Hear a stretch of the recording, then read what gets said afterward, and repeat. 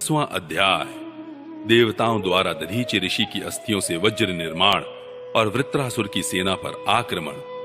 श्री सुखदेव जी कहते हैं, परीक्षित, विश्व के जीवनदाता श्री हरि इंद्र को इस प्रकार आदेश देकर देवताओं के सामने वहीं के वहीं अंतर्धान हो गए। अब देवताओं ने उदार शिरोमणि अथर्ववेदी दधीचि ऋषि के पास जाकर भगवान की आज्ञा अनुसार याचना की। देवताओं की याचना सुनकर दधीचि ऋषि को बड़ा आनंद हुआ। उन्होंने हंसकर देवताओं से कहा, देवताओं, आप लोगों को संभवतः यह बात नहीं मालूम है कि मरते समय प्राणियों को बड़ा कष्ट होता है। उन्हें जब तक चेत रहता है बड़ी असह्य पीड़ा सहनी पड़ती है और अंत में वे मूर्छित हो जाते हैं। जो जीव जगत में जीवित रहना चाहते हैं उनके लिए शरीर बहुत ही अनमोल, प्रियतम एवं अभीष्ट वस्तु है। ऐसी स्थिति में स्वयं विष्णु भगवान भी यदि जीव से उसका शरीर मांगे तो कौन उसे देने का साहस करेगा। देवताओं ने कहा, ब्रह्मन, आप जैसे उदार और प्राणियों पर दया करने वाले महापुरुष, जिनके कर्मों की बड़े बड़े यशस्वी महानुभाव भी प्रशंसा करते हैं, प्राणियों की भलाई के लिए कौन सी वस्तु निछावर नहीं कर सकते। भगवान, इसमें संदेह नहीं कि मांगने वाले लोग स्वार्थी होते हैं। उनमें देने वालों की कठिनाई का विचार करने की बुद्धि नहीं होती। यदि उनमें इतनी समझ होती तो वे मांगते ही क्यों। इसी प्रकार दाता भी मांगने वालों की विपत्ति नहीं जानता, अन्यथा उसके मुंह से कदापि ना ही न निकलती। दधीचि ऋषि ने कहा, देवताओं, मैंने आप लोगों के मुंह से धर्म की बात सुनने के लिए ही आपकी मांग के प्रति उपेक्षा दिखलाई थी। यह लीजिए, मैं अपने प्यारे शरीर को आप लोगों के लिए अभी छोड़े देता हूं, क्योंकि एक दिन यह स्वयं ही मुझे छोड़ने वाला है। देव शिरोमणियों, जो मनुष्य इस विनाशी शरीर से दुखी प्राणियों पर दया करके मुख्यतः धर्म और गौणतः यश का संपादन नहीं करता, वह जड़ पेड़ पौधों से भी गया बीता है। बड़े बड़े महात्माओं ने इस अविनाशी धर्म की उपासना की है। उसका स्वरूप बस इतना ही है कि मनुष्य किसी भी प्राणी के दुख में दुख का अनुभव करे और सुख में सुख का। जगत के धन, जन और शरीर आदि पदार्थ क्षणभंगुर हैं। ये अपने किसी काम नहीं आते, अंत में दूसरों के ही काम आएंगे। ओह, ये कैसी कृपणता है। कितने दुख की बात है कि मरण धर्मा मनुष्य इनके द्वारा दूसरों का उपकार नहीं कर लेता। श्री सुखदेव जी कहते हैं, परीक्षित, अथर्ववेदी महर्षि दधीचि ने ऐसा निश्चय करके अपने को पर ब्रह्म परमात्मा श्री भगवान में लीन करके अपना स्थूल शरीर त्याग दिया। उनके इंद्रिय, प्राण, मन और बुद्धि संयत थे, दृष्टि तत्वमयी थी, उनके सारे बंधन कट चुके थे। अतः जब वे भगवान से अत्यंत युक्त होकर स्थित हो गए, तब उन्हें इस बात का पता ही न चला कि मेरा शरीर छूट गया। भगवान की शक्ति पाकर इंद्र का बल पौरुष उन्नति की सीमा पर पहुंच गया।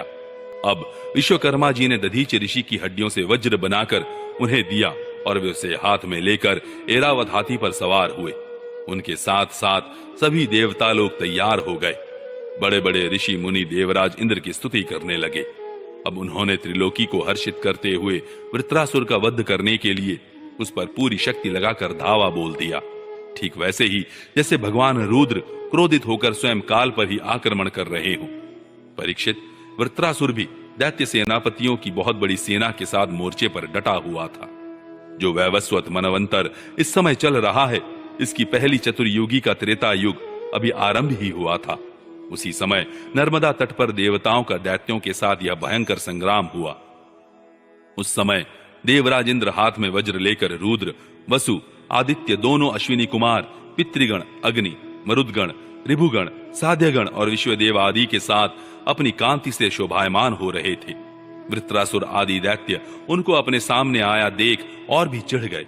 तब नमूची, शंबर, अनर्वा, द्विमूर्धा, ऋषभ, अंबर, हयग्रीव, शंकुशिरा, विप्रचित्ति, अयोमुख, पुलोमा, वृषपर्वा, प्रहेति, हेति, उत्कल, सुमाली, माली आदि हजारों दैत्य दानव एवं यक्ष राक्षस स्वर्ण के साज समान से सुसज्जित होकर देवराज इंद्र की सेना को आगे बढ़ने से रोकने लगे। परीक्षित, उस समय देवताओं की सेना स्वयं मृत्यु के लिए भी अजेय थी। वे घमंडी असुर सिंहनाद करते हुए बड़ी सावधानी से देव सेना पर प्रहार करने लगे। उन लोगों ने गदा, परिघ, बाण, प्रास, मुद्गर, तोमर, शूल, फरसे, तलवार, शतग्नि, भुषुंडी आदि अस्त्र शस्त्रों की बौछार से देवताओं को सब ओर से ढक दिया। एक पर एक इतने बाण चारों ओर से आ रहे थे कि उनसे ढक जाने के कारण देवता दिखलाई भी नहीं पड़ते थे। जैसे बादलों से ढक जाने पर आकाश के तारे नहीं दिखाई देते। परीक्षित, वह शस्त्रों और अस्त्रों की वर्षा देव सैनिकों को छू तक न सकी। उन्होंने अपने हस्त लाघव से आकाश में ही उनके हजार हजार टुकड़े कर दिए। जब असुरों के अस्त्र शस्त्र समाप्त हो गए, तब वे देवताओं की सेना पर पर्वतों के शिखर, वृक्ष और पत्थर बरसाने लगे, परंतु देवताओं ने उन्हें पहले की ही भांति काट गिराया। परीक्षित, जब वृत्रासुर के अनुयायी असुरों ने देखा कि उनके असंख्य अस्त्र शस्त्र भी देव सेना का कुछ न बिगाड़ सके, यहां तक कि वृक्षों, चट्टानों और पहाड़ों के बड़े बड़े शिखरों से भी उनके शरीर पर खरोंच तक नहीं आई, सब की सब सकुशल हैं, तब तो वे बहुत डर गए। दैत्य लोग देवताओं को पराजित करने के लिए जो जो प्रयत्न करते, वे सब के सब निष्फल हो जाते। ठीक वैसे ही जैसे भगवान श्री कृष्ण के द्वारा सुरक्षित भक्तों पर क्षुद्र मनुष्यों के कठोर और अमंगलमय दुर्वचनों का कोई प्रभाव नहीं पड़ता। भगवद विमुख असुर अपना प्रयत्न व्यर्थ देखकर उत्साह रहित हो गए। उनका वीरता का घमंड जाता रहा। अब वे अपने सरदार वृत्रासुर को युद्ध भूमि में ही छोड़कर भाग खड़े हुए, क्योंकि देवताओं ने उनका सारा बल पौरुष छीन लिया था।